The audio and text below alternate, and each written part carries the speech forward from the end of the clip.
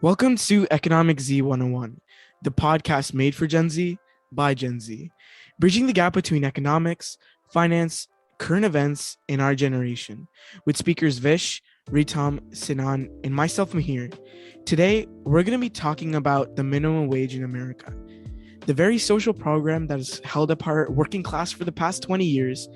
Conversation on this topic has grown hostile in many cases in the mainstream media for a while now. And with this social program holding us up and giving money to the lower rungs of the economic status in our society, we need to uphold it and maintain it so it helps us for the future. Obviously, with the inflation of the US dollar, keeping the same minimum wage will hurt us and hurt the working class for the future. Today, we're going to be going over the overview of the minimum wage, how it began, what its function is, and how politics impact what's going to happen in the future. So it's very basic definition of minimum wage, and the purpose overall is to protect workers from having such a little pay. Without the minimum wage, all of these small restaurants, even big corporations, they could legally pay you $4.25 an hour, and that won't even be able to sustain a normal lifestyle. With no minimum wage, the following could be established, but the stores could legally underpay employees, as I said before, and it would cause a lot of distress. And despite that, with the COVID pandemic having already been here, its restrictions are causing the need for the minimum wage to increase. And overall, it promotes equality. So if we have a minimum wage, men, women would all have a generally equal amount, which would overall benefit towards a normal society. Yeah, so as Wretam was talking about for inflation, what exactly causes inflation?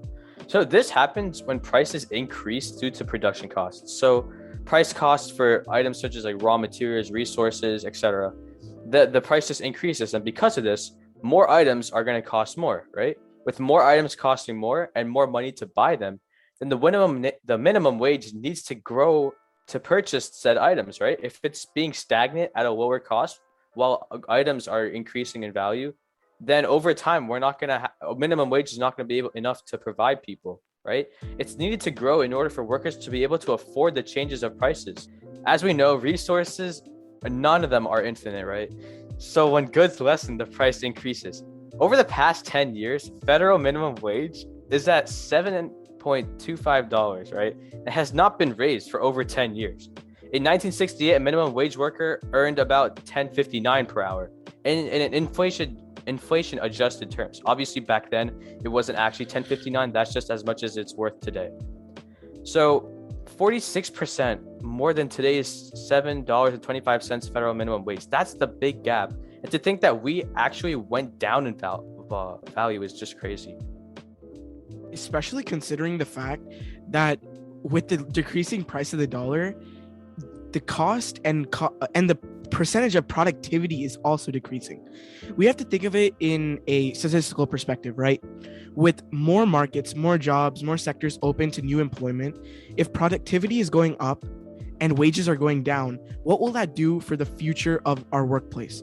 And then you need to factor in, what do we need to do to raise the minimum wage to match productivity levels and match inflation levels? And that becomes the conversation for $15. Yeah, so most Democrats are trying to raise the minimum wage to $15 by 2025, and Biden has been proposing this as well. And it's known as the Raise the Wage Act of 2021.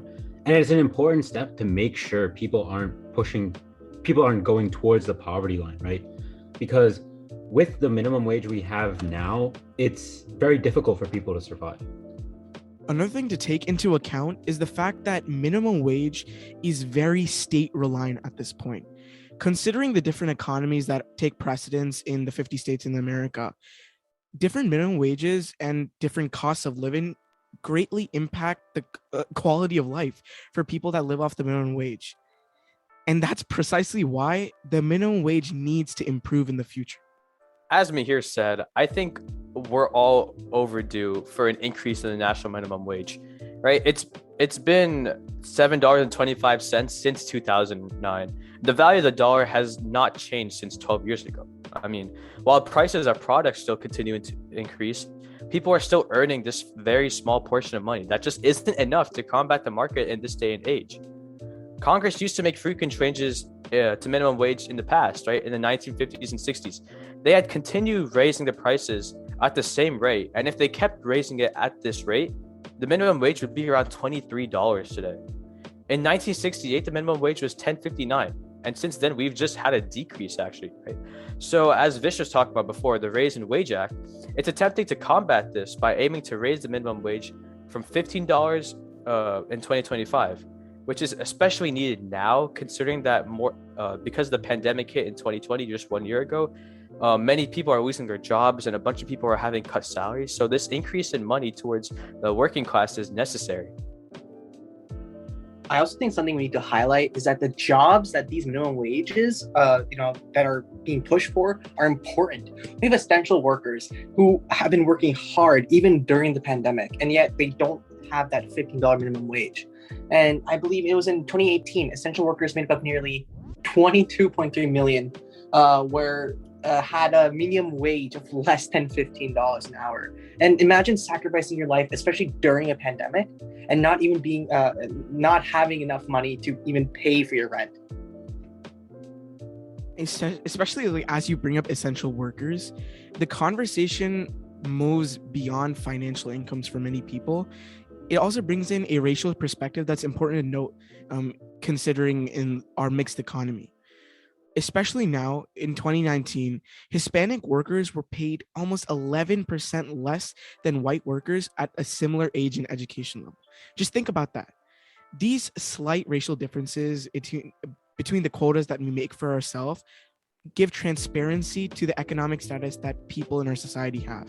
Similarly, Black people were paid 15% less than comparable white workers. And that brings the question, minorities are suffering from the lack of a minimum wage increase. To compensate for this, Black and Hispanic workers need to see a minimum wage increase more than $15, making a move towards generational wealth and fixing economic issues for the future. Yeah, another benefit with this raising the minimum wage to $15 is it would greatly decrease the poverty that is seen with the group of people that you were talking about just now. And in 2019, about 29.1 million children and non-elderly adults lived in poverty. And by raising wages for some full-time workers above their poverty threshold, the Raise the Wage Act would play a huge role in reducing the hardship that these people have to face. And a minimum wage by 2025 would also reduce the number of people living in poverty by 3.7 million. And that's a huge number right there. Yeah, there's obviously a bunch of groups that people that would definitely benefit from an increase in the minimum wage. I think one other important thing to mention is that it would also advance gender justice in the workforce, right? A $15 minimum wage in 2025 would provide a pay raise to nearly 19 million women. That's roughly 1 in 4 women workers in the United States. And as some people might know, women are generally paid less than men for numerous reasons. That's a whole other thing. We can get in that topic for another day. But anyways, like this increase in minimum wage will definitely help level the playing field in a similar fashion to things like racial justice, poverty lines, etc. I mean, now that we've briefly covered the discussion on racial, gender, and financial disparities between the working class and upper, we have to figure out, why does the minimum wage help the working class more than everyone else? And that conversation brings us to the fact that adults often create families in America. And with the minimum wage, you can only support your family up to a certain extent. Adults with 2 children are often thousands below the federal poverty threshold, which concerns the working class the more out of any of the social classes. And this also relates to how people spend money, increasing prices, inflation. The bottom line is constantly growing, and we can't run away from that bottom line forever. Eventually, it's going to catch up to us. So a minimum wage increase boosts the overall economy by generating the increased consumer, which is us, and our demand. Economists have also found that increasing the minimum wage would have no effect on employment, including employment in high-impact sectors such as restaurants and retail, because that's the main argument that people against the minimum wage have, that, employment is going to go down. And the working class, which consists of people who are more likely to return to additional income back into the market, also would support the economy itself because it increases circulation, which in turn creates greater demand for goods, services, job growth, and it increased productivity in general. I mean, one personal anecdote of mine is I currently work at a restaurant where I'm being paid, thankfully, a little bit more than minimum wage. And that's because it's a family restaurant and I'm being paid mostly on tips. The thing about that is you see these large corporations, they're doing the best to pay workers the bare minimum at where they're located. For example, before I started working in this restaurant, I applied to a job at Chipotle. And, the food is pretty good. I'll admit that. My pay was, I believe it was $10.45, and the average of New Jersey, which we currently live in, was $12 at the moment. And I think that's super unfair considering the fact that if this is the minimum wage, there should be some sort of way to increase that in these areas. Yeah, and that brings us back to the conversation.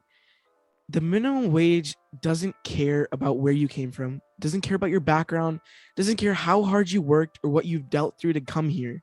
It's an arbitrary number that is dealt to help the working class in America.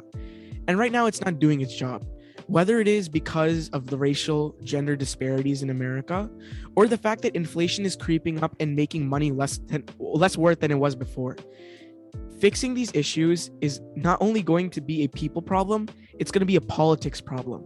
And that's the major issue in minimum wage becoming politicized. Yeah, so one of the big reasons why the minimum wage hasn't been changing for the past several decades is because it became a bipartisan issue with I have the statistics right here. It was 97% of Republicans always vote against it, and 98% of Democrats always vote for it. And there's always a huge discourse whenever there's issues talking about the minimum wage coming up in the government. And this before, worker productivity always followed the minimum wage, but this changed in 1981 where the minimum wage started to go down. And this was around the same time when there was a big strike from flight controllers, and Reagan really destroyed this whole strike by firing 13,000 air traffic controllers. And this discouraged workers' unions because Ronald Reagan basically just shut out whatever they were trying to accomplish. And then people were less inclined to join these unions, which in turn made it more difficult for people to increase their wages. I mean, that's also another conversation that we can have about workers' unions and how it's been slowed down over the years. But it's an important point to make that conservatives in America, especially politicians, their increasing dissent for the minimum wage is hurting their own base. And that's especially seen in how when you argue against it, it caused more job cuts. It caused stagnation in the economy, a decrease in salary. And economic studies show that increasing the minimum wage does not cause job loss. In fact, it increases it over time by stimulating the economy. And not only that, but 2/3 of the US population was in support of increasing the minimum wage, which shows how big of an issue it is within our country. And the main reason it's not getting passed is, like what Mihir said before, it's just becoming a bipartisan issue, with Democrats always saying how they want to increase the minimum wage and they want to make it to $15 with Biden and his presidency. And then you have Republicans who are getting most of their fundings from places like the U.S. Chamber of Commerce and the National Restaurant Association and National Federation of Independent Businesses. And these are places that don't want the minimum wage to go higher, which gives Republicans the incentive to keep fighting against a higher minimum wage. So it's mainly for money from people that are sponsoring them. I mean, another thing is, even with this low minimum wage, they're not even getting the primary health benefits that they deserve. They don't have the health insurance or anything like that. They have minimum efforts. They have no protection whatsoever. And this is a very negative point that, America is facing. Yeah, so this all started in around 1981 when the minimum wage. So originally the worker productivity followed the minimum wage and both would increase parallel to each other. And air controller strike that Reagan shut down by firing 13,000 air traffic controllers. And what this did was discourage workers from joining unions, and union membership started to decline after this. And then this is what since there was less union membership, it made it more difficult for people to ask for increases in salary or working benefits because they weren't part of unions. And people say that the minimum wage would cause more job cuts. So the people against minimum wage would say that it would cause more job cuts because of the increase in salary, but minimum wage didn't cause any kind of job cuts either. So that's how it became more politicized, and what people against minimum wage are saying. That's primarily why many voters want an increase to the minimum wage. As much as 2/3 of the US population is in support of increasing it to $15, and that speaks volumes, right? There's a lot of discourse between Democrats and Republicans, since 97% of House Democrats reported increasing the minimum wage, while 98% of Republicans were against increasing it. It's such a polar relationship in the House of Representatives, which makes a topic like this hard to progress, considering that inflation is slowing down our dollar even more. And then we consider the racial inequities happening because of consequences of minimum wage. Almost 51% of Black people and Latino people in America are in southern states that have minimum wages of $7.25 an hour. That's low even with the cost of living in those states. And this shows that economic development that rely on the class of a working class that isn't rich at all shows weak social and labor protections, as well as no regard or respect for union memberships, Medicaid, literally any social program, right? It's just a slap in the face to helping the people who are working for you. And that is precisely why this conversation on Republicans and Democrats needs to evolve further, and we need to discuss why their viewpoints are harmful in some ways and why other viewpoints are more beneficial. I agree with that. There's a lot of different reasons why Republicans don't want to raise it while Democrats do want to. So I can talk about that for a little bit. So the main reason Republicans don't want to raise it is because they get a lot of donations as Chamber of Commerce, the National Restaurant Associations as well, right? These organizations would prefer a lower minimum wage because then they can spend less money on paying workers. So it makes sense that they would give the Republican Party donations, right? You can think of it kind of like a bribe to keep minimum wage lower through these donations. So that's the Republicans' viewpoint on this. However, we know Democrats, they want to increase it to become higher. Also, with Biden advocating to increase the federal minimum wage, so this is a current problem that is being worked on, but it's too, right? As we said before, 98% Republicans were against increasing the minimum wage, right? So the Democrats, they're trying to find a way around the GOP filibuster to increase the minimum wage. But so far, these states are taking the matter into their own hands by making their own laws, right? We know some states, they have a minimum wage that isn't $7.25, right? Some states, like Wretam said before, I believe New Jersey was around $12. It's just kind of things like that where some states have to take it into their own hands. So one thing we also need to consider is that Democrats themselves are trying their best. However, they are making some mistakes. Democrats themselves are giving states too much work to increase the minimum wage. Most states increase the minimum wage on their own already with state laws, since only 21 states have the federal minimum wage of $7.25, which is basically less than a McDonald's meal. This leaves the issue in the hands of the states when there should be a change at the national level to the minimum wage. See, the issue with trying to bring about change at the national level is that usually when Democrats try to propose anything, then Republicans just block it out, and any increase to the minimum wage that Democrats try to do is Democrats just vote against it, and nothing usually happens. So what Biden's administration is trying to do is disguise this increase in the minimum wage through a COVID aid bill. But to do this, they still need 10 Republican votes in the Senate to pass it. And despite it only being 10 votes, it's still unlikely because there's just a huge divide between Democrats and Republicans on the issue of minimum wage. And this begs the question, what are the real ways of getting a higher minimum wage passed? And in my opinion, the only way to do this is to win seats in the House, in the Senate, and outright get your votes through sheer power. I think, contrary to what Wretam said, I think the Democrats are doing a terrible job with the amount of power that they have, winning the House and Senate, having so much of a population increase over the Republicans, having the immigrant vote, the minority vote, and most progressive and Gen Z votes coming in the next few years. There should be no exception for losing these elections and changing what's going on. I really hope the Democratic Party will start picking their stuff up and improving towards winning elections and making sure that we can get better social programs for our working class. In other words, by the time I graduate college, I want to have a higher minimum wage so I can afford to get stuff. Just jokes at the end of the day, but today we've covered minimum wage. We all have pretty much the consensus that we want to see it increase, and hopefully in a few years, it does. We covered the beginning, the motives, the politics behind it, and what hopefully will happen in the future.